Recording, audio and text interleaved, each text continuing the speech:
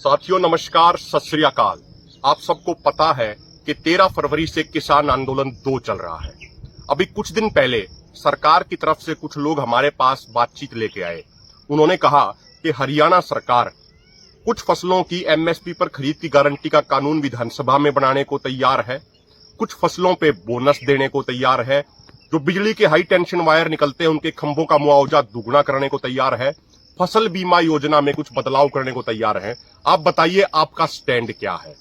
हमने उनको स्पष्ट कह दिया कि संयुक्त किसान मोर्चा गैर राजनीतिक और किसान मजदूर मोर्चा का स्टैंड ये है कि हमारी 12 मांगे पूरी करी जाए, एमएसपी पर फसलों की खरीद की गारंटी का कानून पूरे देश में बनाया जाए, किसान मजदूरों की कर्ज माफी हो, स्वामीनाथन आयोग की रिपोर्ट लागू करी जाए और C2 + 50% फार्मूले के अनुसार फसलों का एमएसपी दिया जाए। इस तरीके से हमारी मांगे स्पष्ट है और यही हमारा स्टैंड है।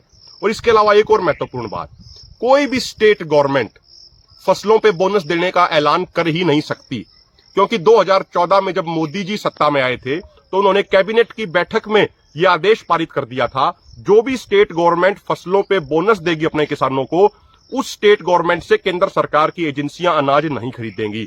और जो एमएसपी गारंटी कानून का विषय है, ये फसलों की प्रोक्यूरमेंट से जुड़ा हुआ विषय है और फसलों की प्रोक्यूरमेंट का मुद्दा सेंट्रल गवर्नमेंट के अंडर में आता है। तो ये इन मुद्दों का हल स्टेट गवर्नमेंट नहीं, इन मुद्दों का हल सेंट्रल गवर्नमेंट ही कर सकती है। जो वो लोग हमारे पास बातचीत लेके आए थे, उन्होंने ये भी कहा कि सरकार कुछ अन्य लोगों से भी बात कर रही है। हम एक बात सरकार को बिल्कुल स्पष्ट करना चाहते हैं, जो हमारे सरकार के जो माननीय मंत्री जी हैं उनको स्पष्ट कहना चाह रहे हैं, जिससे आपका मन करे आप उससे बात करो, हमें कोई ऐतराज नहीं है।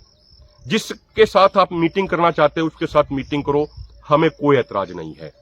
लेकिन यदि सरकार को यह लगता है कि वो किसी अन्य लोगों से बात करके किसानों के गुस्सों को शांत कर देंगे या किसी अन्य लोगों से बात करके कोई बीच का रास्ता निकाल लेंगे, तो ये सरकार की गलतफहमी है।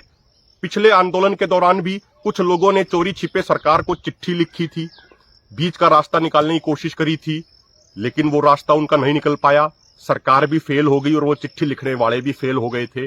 जब हमारा ये दूसरा आंदोलन शुरू हुआ 13 फरवरी से, आंदोलन शुरू होने के बाद कुछ लोगों को एक दिन का शो करने के लिए सरकार ने दिल्ली आने दिया था।